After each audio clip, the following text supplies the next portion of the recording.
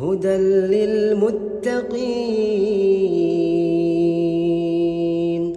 الذين يؤمنون بالغيب ويقيمون الصلاة ومما رزقناهم ينفقون والذين يؤمنون بما أنزل إليك وما أنزل من قبلك وبالآخرة هم يوقنون أولئك على هدى من ربهم وأولئك هم المفلحون. Oke, sekarang yang lalu sudah kita rangkum ya, kajian tentang praktek la haula wala quwata illa bil illa bil Billah. illa billah ya. Sekarang saya tanya aja, nggak usah berat-berat lah, tanya aja. Nah, saya tanya. Kemarin kita sepakat, orang tidak akan mungkin bisa ikhlas kalau tidak duduk pada praktek la haula wala quwata illa billah, kan begitu toh? Iya. Iya toh? Iya. Ya, sudah bisa merasakan kalimat ini, sudah teman-teman sudah mampu merasakan nggak ungkapan saya ini? Orang itu nggak mungkin bisa ikhlas kalau nggak duduk di la haula wala quwata illa billah. Bisa masuk ke hati sudah. Alhamdulillah. Insyaallah. Saya memberi orang HP namanya saya berikan ke siapa? Saya duduknya rasa sadarnya itu Allah. Kalau rasa sadar ini sumbernya Allah, kan diri saya nggak kelihatan baiknya toh. Iya. Karena sang diri sudah paham kebaikan ini justru dikirim oleh Allah untuk kita rasakan nikmatnya secara ruhiyah. Untuk kita hayati, jiwai, nikmati lazatnya kebaikan ini lewat duduknya ke Allah dan rasa sadar ke Allah itu. Kan begitu toh? Iya. Nah, saat jiwa kita, ruh kita, rasa sadar kita, ini Allah. Berarti sudah tidak ada yang kita sandarkan ke diri kita toh? Ya apa tidak? Iya. Daya kekuatan sumbernya Allah. Masuk ke sono sudah. Hidupnya Allah. Ya toh? Iya. Semua larinya ke Allah. 100% total. Saat duduk seperti ini, berarti dia duduk la haula wala quwata illa billah. Iya. Nah, maka bersamaan duduk la haula wala quwata illa billah yang total, disitulah ada keikhlasan. Sudah bisa merasakan ini? Insyaallah. Sudah bisa merasakan benar? Insyaallah. Ya, oke. Sekarang saya kembangkan lebih dalam. Ketika semua fungsi dari diri kita, penglihatan, pendengaran, oke, pembicaraan, gerak-gerik, oke, daya kekuatan, oke, semua kemampuan, oke, hidup, sudah kita sandarkan, nisbahkan ke Al-Hayyu Al-Qayyum, ya toh? Kita nisbahkan ke Al-Hayyu Al-Qayyum, disandarkan, dikembalikan, disadari, dirasa itu sumbernya Al-Hayyu Al-Qayyum, itu maksudnya, bahasa lainnya. Saat diri sudah mampu duduk total seperti itu, dirimu sebetulnya ada apa tidak? Tidak ada. Itulah yang dimaksud mutu qabla an tamutu. Kamu harus bisa mati sebelum mati. Ngerti maksudnya? Insyaallah. Dikubur di kuburan sih belum. Oke, masih bisa makan pecel, makan soto ayam, masih bisa makan sop buntut, masih bisa main HP, masih normal. Tapi duduknya duduknya kesadaran, tek, kembali ke Al-Hayyu Al-Qayyum. Al-Qayyum. Totalitas semuanya duduk pada la sami'un illallah, la basirun illallah, la mutakallimun illallah. Oke, la muridun illallah, la qadirun illallah, la hayyun illallah, la fa'ilun illallah. Berarti kalau dirimu sudah mampu duduk sempurna di situ, lewat rasamu sadarmu, lewat imanmu itu, berarti dirimu walaupun masih makan apapun, kerja apapun, tapi sejatinya dirimu sudah duduk di kematian apa belum?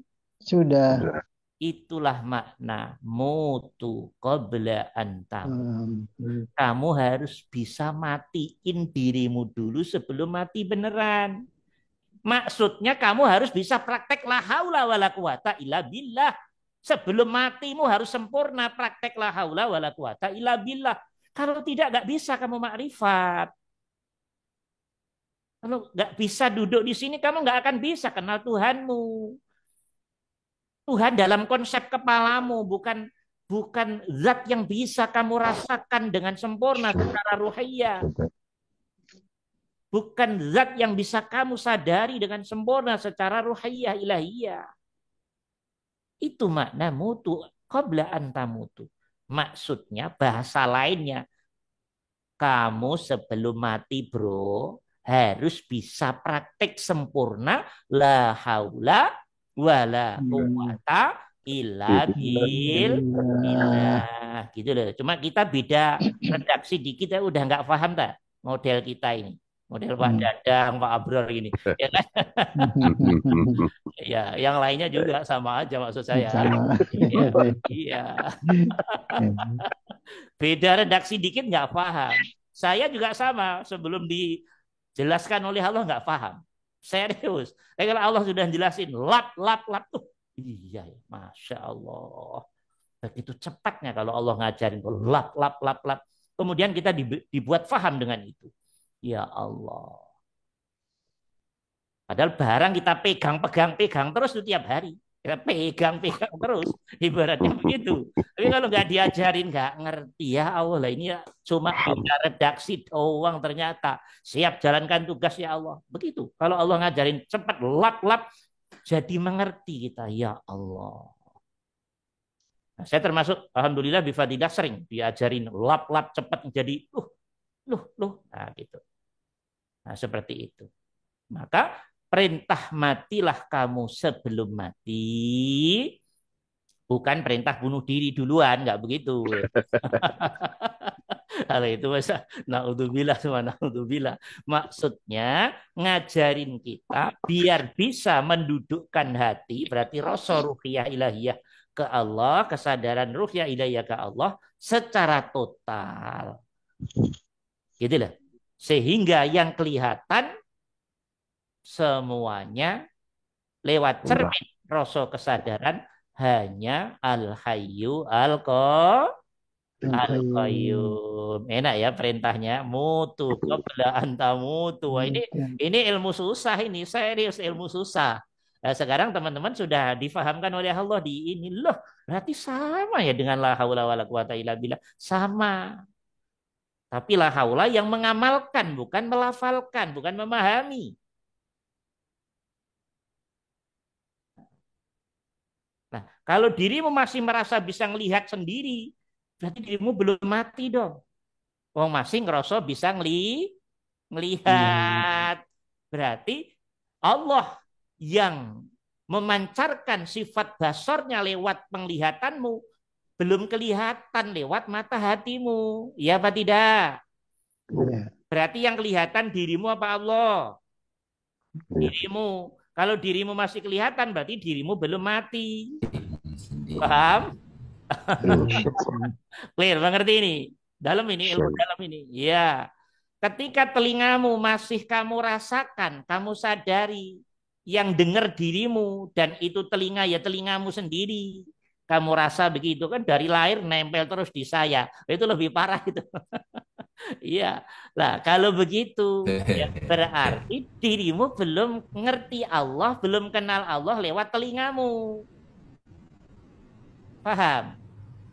Allah dalam konsep lagi, dalam pemahaman akalmu, bukan dalam praktek realmu. Begitu tek kamu mendengar tek ke dalam sana, bisa ketemu Al-Hayyu Al-Qayyum, sumber sama itu, sumber pendengaran itu.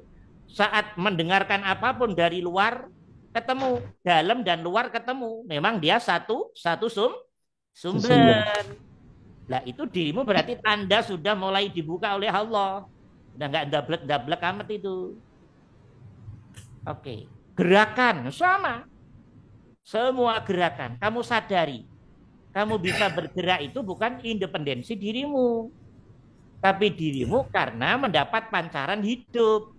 Hidup itu Al-Hayyu Al-Qayyum yang liputin dirimu. Yang mengakibatkan dirimu bisa bergerak. Cuman karena dari kecil sudah teracuni bahwa ini yang bergerak aku. Maka kamu susah kembali kepada tauhid. Gitu lah. Paham apa tidak? Kamu sangat susah karena sudah tersekat oleh egomu. Bisa dimengerti? Maka untuk mengembalikan ini Allah itu susah. Karena egomu sudah tebal di situ, setan ikut nimbrung di situ, lebih lengkap lagi. Maka membangun ini juga tidak mudah, perlu proses. Kembali ke Allah. Nah, maka setiap gerak bagaimana nanti biar sudah masuk ke rasa sadar tentang Al-Hayyu Al-Qayyum. La qadirun illa tidak ada yang menjadi sumber kemampuan pergerakan apapun kecuali Al-Hayyu Al-Qayyum itu sendiri. Dirimu hanya mendapat efek saja untuk mengamati, menikmati. Oke. Menghayati, menjiwai lewat pancaran pergerakan itu. Tapi yang menginginkan bergerak ya Allah, yang punya kemampuan untuk menggerakkan ya Allah. Itu deh. Paham ini? Insyaallah. Dan seterusnya, hidup. Memang dirimu punya hidup. Semenjak kapan dirimu punya hidup? Ya. Hidup itu yang miliknya hidup itu sendiri. Nah, harus dirasakan itu. Oke? Nah, dirasakan benaran. Disadari beneran. Nah, dengan duduk total seperti ini, maka insya Allah bifadlillah birahmatillah siapapun ketika sempurna praktek la haula wala quwata illa billahnya di sini, itulah dia berarti sudah ngamalkan mati sebelum mati sebelum mati. Paham ya? Ya, ini yang suaranya berisik mohon di mute. Yang suaranya berisik siapa ini? Pak Abror, Bapak Sabrudin nih. Ya, mohon di mute. Ya, biar nggak ganggu temennya. Ya, oke. Yang nggak berisik nggak apa-apa. Nah, seperti itu. Paham ya? Paham semua ini? Ya, ini penting sekali. Kemudian, nah, yang berisik Pak Abror nampaknya ya. Oke. Kemudian berikutnya, pertanyaan saya. Saat orang oleh Allah diperkenankan duduk dengan benar, bisa mati sebelum mati. Yang artinya seseorang itu diperkenankan oleh Allah, mendapat rahmat fadl izin Allah, untuk duduk la haula wala quwata illa billah. Saat dia laku la haula wala quwata illa billah ini, saat dia laku mati sebelum mati ini, dia kelihatan dirinya apa tidak? Tidak. Semuanya kelihatan dirinya apa tidak? Di cermin hati pikir itu? Tidak. Saat dirimu melakukan sesuatu dan dirimu nggak melihat tentang dirimu sendiri di cermin hatimu, pikiranmu, itulah namanya fana. Fana. Tadi kembali ke pertanyaan Bu Nelia. Ikhlas itu apa, Ustadz? Bu Nelia contohnya memberi apalah pada fakir miskin, anak yatim piatu, pada saudara, pada teman, atau pada siapa saja. Hati pikirnya, tek Allah. Nelia kan tidak melihat Nelia itu di cermin hati dan pikirnya.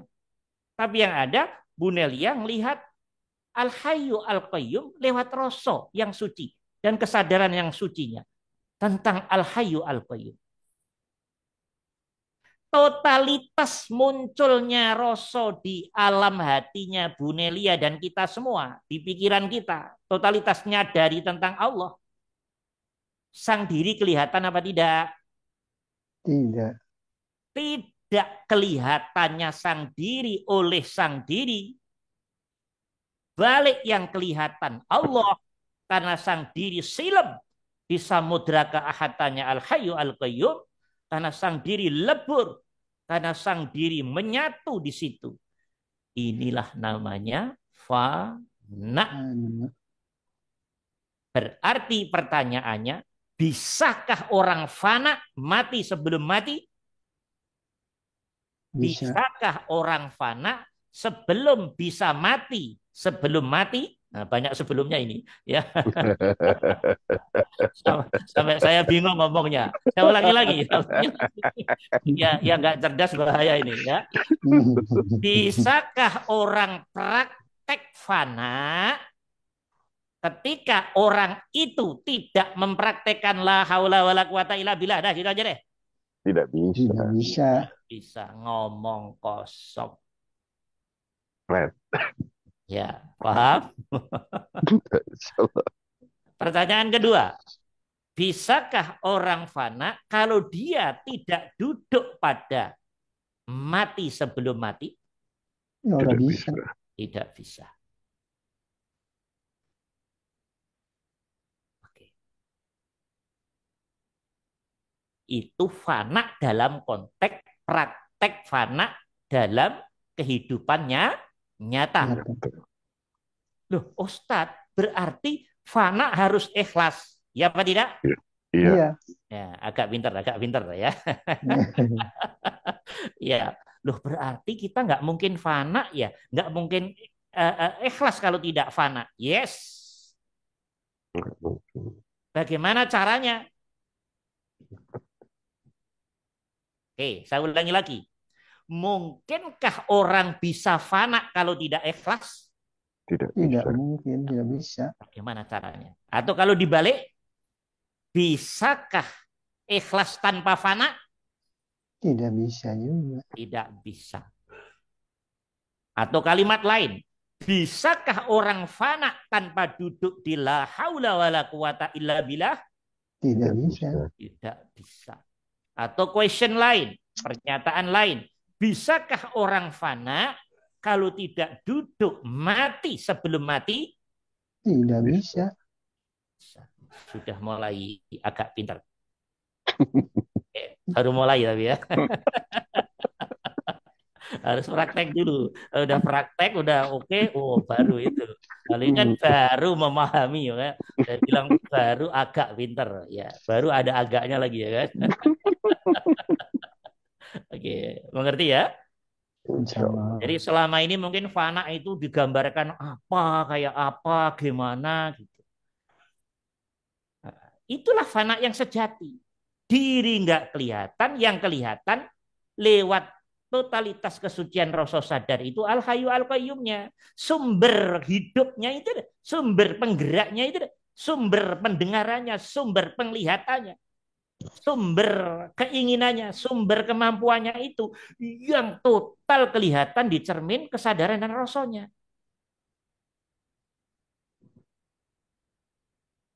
Bisa dimengerti? Insya Allah. Kali lagi saya tanya, mudah-mudahan diberi paham oleh Allah dan tolong dijawab semuanya. Bisakah fana tanpa ikhlas? Tidak bisa. Tidak bisa. Ya. Bisakah fana tanpa la haula wala quwata illa billah? Tidak Tidak bisa. bisa. Tidak bisa. Bisakah fana tanpa duduk laku di mati sebelum mati? Tidak Tidak bisa. bisa. Tidak bisa. Tegas. Oke. Clear semuanya? Sudah masuk ke hati semua? Insya Allah. Insya Allah. Oh, ini penting banget nih, teman-teman nggak paham ini mah muter-muter sampai mati, ya muter terus. Jadi kalau ini paham, ngerti, diamalkan, luar biasa. Luar biasa.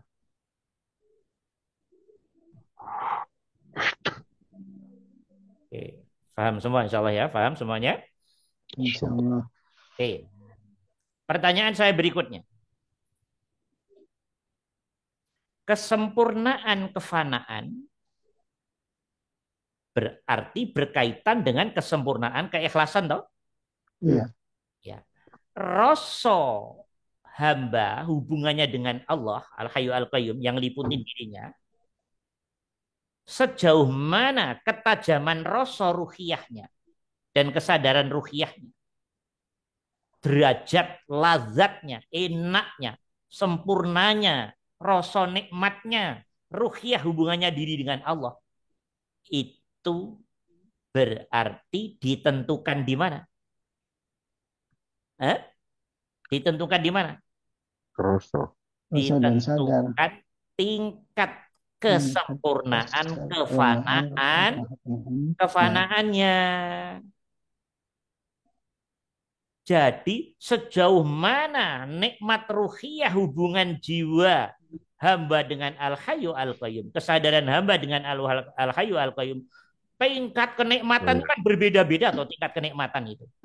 Ya. Penentunya adalah totalitas kefanaan ini, teman-teman. Ya. Kalau dirimu masih gede kelihatan di hatimu dan pikiranmu, belum masuk itu. Belum masuk. Lumayan lah, keluar keringat. Ya, tapi belum masuk ke fana. Kenapa? Karena dirimu masih lebih kelihatan gede, akbar daripada Al-Hayyu Al-Qayyum. Kelihatan di mana Ustadz? Loh, nanya lagi. Di cermin hatimu, pikiranmu tadi loh.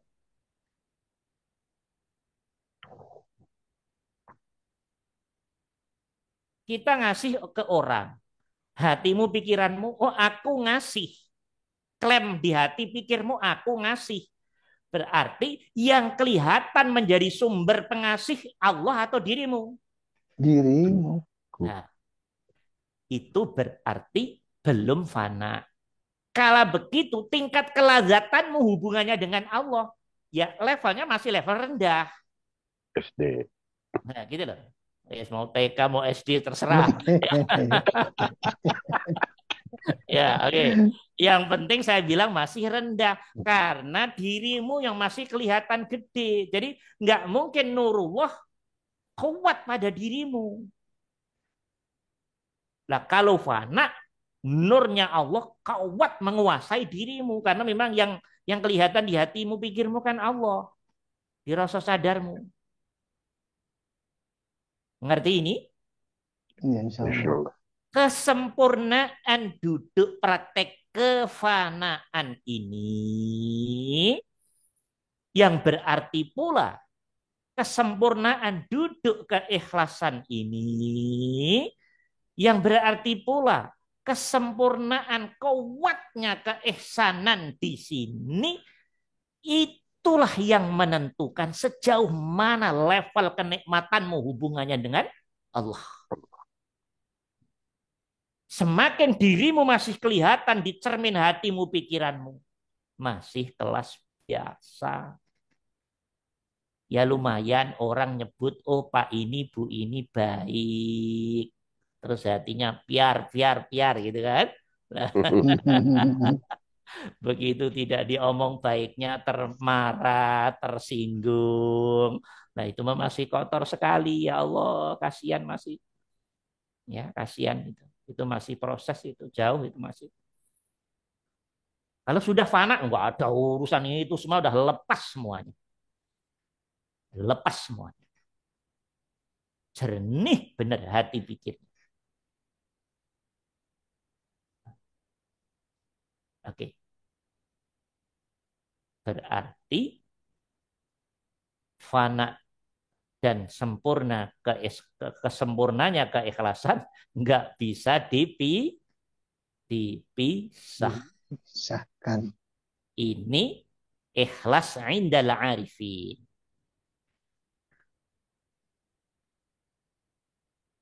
Sudah bisa membayangin semua? Insya Allah. Sudah bisa merasakan semua kalimat yang kita ungkapkan ini? Insya Allah. Terus nanti habis ini diamalkan. Bukan mulut, ini bukan mulut, tapi hatimu, pikiranmu. Semua aktivitasmu harus duduk di, ya, mati sebelum mati. Harus duduk di la haula wala quwata illa billah. Harus kamu fanakan ke al-hayyu al-qayyum. Al-Qayyum. Kenapa orang bisa tersinggung, marah, ini dan seterusnya? Karena dia belum mampu duduk di Panaan. kefanaan. Kalau sudah fana, tak ke Allah. Ya sudah. Sudah nggak berlaku itu tadi. Bisa dimengerti? Ya. Oke.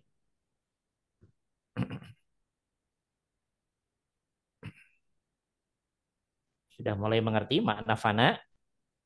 Insya Allah. Nah, sekarang kalau 24 jam itu aktivitas kita kan puluhan aktivitas. Dari satu aktivitas pindah ke aktivitas yang lain, pindah ke aktivitas yang lain. Berarti duduk kita terus pada la haula wala quwata illa billah, Ustaz. Yes. Karena kita harus mempertahankan Keikhlasan. Karena kita harus mempertahankan, iya, mati sebelum mati. Kalau ini sulit dipaham oleh orang, saya sederhanakan. Karena kita harus selalu duduk, selalu zikir pada Al-Hayyu Al-Qayyum. Zikir itu artinya kita harus selalu duduk, selalu melihat Al-Hayyu Al-Qayyum. Selalu bertemu Al-Hayyu Al-Qayyum. Selalu hudur pada Al-Hayyu Al-Qayyum. Selalu ngadep pada Al-Hayyu Al-Qayyum. Selalu tauhid.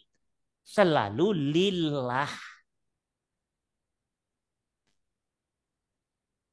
Oke. Bisa dimengerti? Insya Allah. Insya Allah. Ya.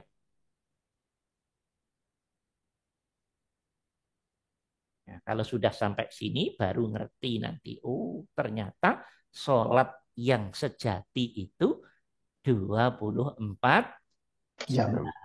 Sholat 5 waktu itu latihan masih. Satu sisi dibilang latihan ya latihan, dibilang makanan pokok ya makanan pokok. Latihan untuk menuju 24 jam itu loh maksud saya, bukan latihan apa. Iya. Cuman kan umumnya udah, ya karena belajarnya, lagi-lagi belajarnya, ilmunya udah ngerasa cukup ahli surga karena sudah 5 waktu.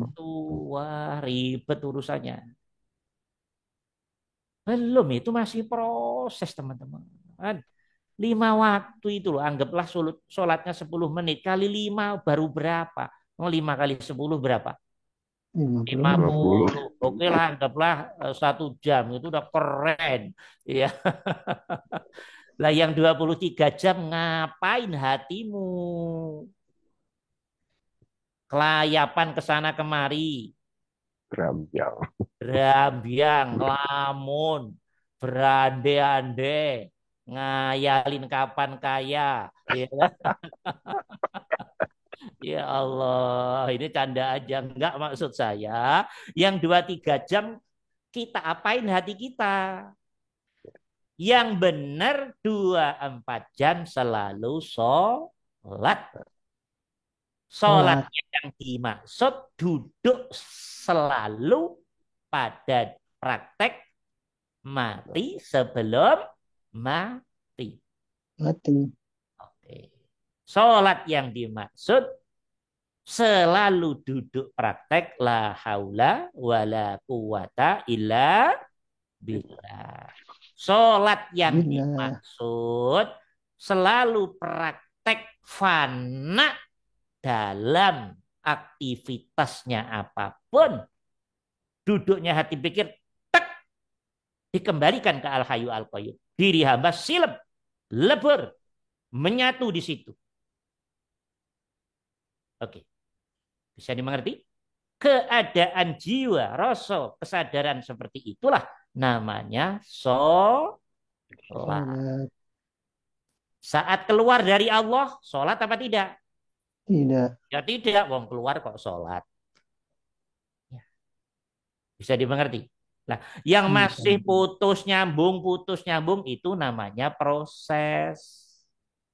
Kalau sudah jadi, ilmunya udah mantap, zikirnya istiqomah, oleh Allah nanti akan dibuat sambung menyambung dalam apa? Keikhlasan.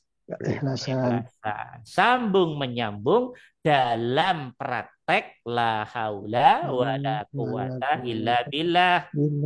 Sambung menyambung dalam praktek kesempurnaan kefanaan. Sambung menyambung dalam praktek mati sebelum mati. Gitu loh. Paham? Insyaallah. Alhamdulillah. Ya. Pertanyaan saya berikutnya. Saat orang fana, umpamanya tadi ngasih sesuatu tadi. Kita ngasih sesuatu. Dari awal ngasih sampai proses selesai ngasih dan seterusnya. Yang kelihatan di hati pikirnya Allah terus lah begitu tah. Iya. Ya tah. Di rasa kesadarannya itu tentang Al-Hayyu Al-Qayyum terus gitu tah. Iya. Enggak keluar ke diri tah. Iya. Enggak keluar ke apapun selain Al-Hayyu Al-Qayyum tah. Iya. Lah antengnya hatimu, pikiranmu, rasa sadar kita, antengnya hati kita, rasa kita, kesadaran kita, terus ngadep ke Al-Hayyu Al-Qayyum. Anteng itu apa sih anteng? Stabil. Stabilnya, terus menerusnya, antengnya rasa kita, sadar kita ke Al-Hayyu Al-Qayyum dengan kefanaan inilah itu namanya Hudur. khusyuk. Lu kok banyak istilah Ustaz. Lah, makanya biar paham, ya kan? Iya, pahamnya bakso aja. Iya, bakso buntut. Iya. Sekarang udah paham tentang khusyuk? Insyaallah. Lah kalau dirimu dikit-dikit keluar dari Al-Hayyu Al-Qayyum, khusyuk apanya?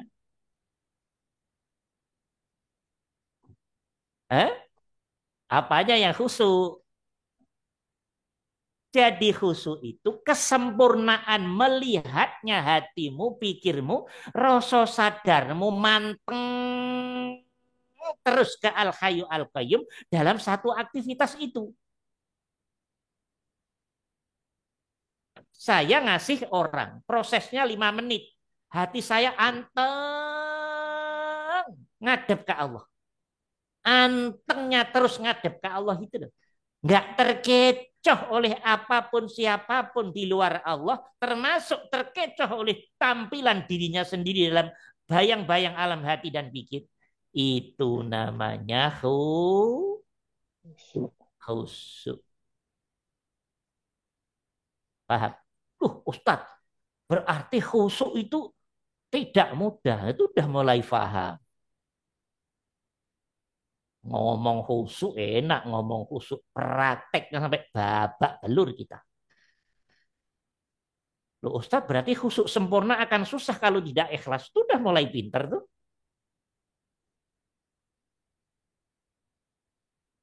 Loh, berarti khusuk ini sangat berkaitan dengan kefanaan dong Ustaz. Itu udah mulai pinter. Dan berarti pertanyaan saya teman-teman, apakah khusuk itu dalam sholat 5 waktu doang? Tidak. Tidak. 24 jam.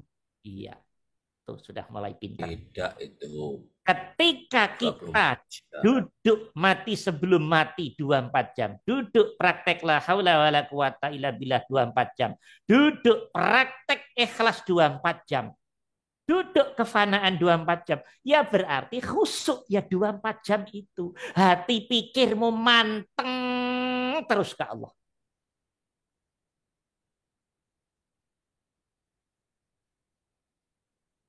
Berarti jarang ngelamun Ustaz. Itu udah ngerti itu. Ya. Ya, berarti jarang ngayalin ngapa ya, ya itu udah mulai ngerti itu. Ya ngayalin biasa keluar dikit-dikit ya. Ya, masih proses ya. Kalau udah sempurna dia akan lurus terus ke Allah. Ya, Insyaallah. paham ini? Insyaallah. Kalau khusuknya ahli fikih ya yang penting imam baca surat apa, ayat apa, terus kita nerjemahin hatinya ini, itu khusuknya ahli fikih. Tapi kalau kalau ahli hakikat, nah itu mah masih nyembah bacaan itu. Loh, ahli hakikat begitu. Dia masih nyembah bacaan, nyembah bunyi-bunyian, nyembah huruf, nyembah suara. Kalau ahli hakikat begitu gayanya, nggak mau begitu. Tapi nggak apa-apa, itu proses. Maka hati yang sudah jernih, bacaan itu pasti akan tenggelam di dalam rasa. Jadi kita baca apapun, itu kalau hati sudah dalam ke Allahnya, langsung tertelan oleh rasa yang jernih, kesadaran yang jernih. Karena bacaan itu hanya alat kan, ibaratnya kendaraan. Bisa dimengerti? Kalau dirimu muter-muter di bacaan begini, nggak ketemu yang punya kalam, ketemu dengan bacaannya, hurufnya. Ngerti nggak nih maksud saya ini? Insyaallah. Saya tambah pusing, nggak jadi. Iya, katanya mau nemuin Allah sholat itu. Tapi dirimu sewibuk apa namanya di bacaan itu ini. Nah, hatimu, pikirmu terlena, tersibukkan dengan bunyi-bunyian, perkataan, lafat-lafat, huruf-huruf, abjad-abjad, suara-suara. Padahal maunya hatimu tuh nemuin Allah tah. Iya. Kan begitu tah? Iya. Nah, iya. Tapi tersibukkan oleh makhluk yang namanya bacaan-bacaan tadi. Huruf-huruf tadi, abjad-abjad tadi. Jadi ya akhirnya muter-muter di situ. Nah kalau nanti hati sudah masuk ke hakikat makrifat tidak. Bacaan apapun yang kamu baca. Begitu baca langsung tenggelam ditelan oleh rasa. Dan ketemu Al-Hayyu Al-Qayyum. Jadi yang ada kuatnya, wujudnya pertemuan. Jadi bacaan tenggelam. Di dalam kedalaman rasa dan kesadaran itu. Nah, nanti satu saat kalau sudah sampai akan oh iya ya ternyata akan begitu. Seperti itu gambarannya. Ya. Bisa dimengerti ini. Berarti semua istilah itu sebetulnya ketemu di satu praktek. Aslinya iya. Cuma kalau belum paham, kayak berdiri sendiri semua. Ya.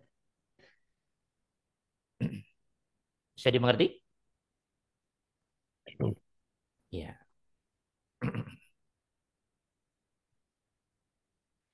Karena saat fana, saat laku ikhlas, dengan pondasi duduk praktek la haula wala quwata illa billah, hati itu terus ngadep ke Allah. Kesadaran itu terus ngadep ke Allah. Ngadepnya hati, pikir, rasa, sadar, itu namanya hadir apa tidak? Hadir. Hadir. Bisa merasakan, bisa menyadari dengan sempurna secara ruhiyah tentang zat hidup yang meliputi dirinya sendiri. Tidak jauh-jauh, tapi meliputi dirinya sendiri. Sempurna ngadepnya, merasakan itu dan menyadari itu. Kehadiran hati itu. Itu namanya hudur. Hudur itu hadir. Hatimu, rasamu itu loh. Tek. Ke al-hayu al-qayyum. Kesadaranmu itu. Tek al-hayu al-qayyum. Nyadari tentang zat hidup yang liputi diri. Wujudnya, koneksitasnya hatimu ke al-hayu al-qayyum. Itu namanya hudur. Oke? Bisa dimengerti? Insya Allah. Oke. Nah, hati pikir lurus ke Allah hudur, kemudian fokusnya ke zat yang sempurna yang liputi diri dan alam semesta. Fokus di situ. Fokusnya itu namanya tawadjuh. Tahu apa tadi? Tawajuh. Tawadjuh. Fokus. Fokus ke Allah, kehudurannya. Semua istilah ini ada dalam satu praktek kesempurnaan keikhlasan. Ada dalam praktek kesempurnaan kefanaan. Ada dalam satu praktek pondasi la haula wala quwata illa billah.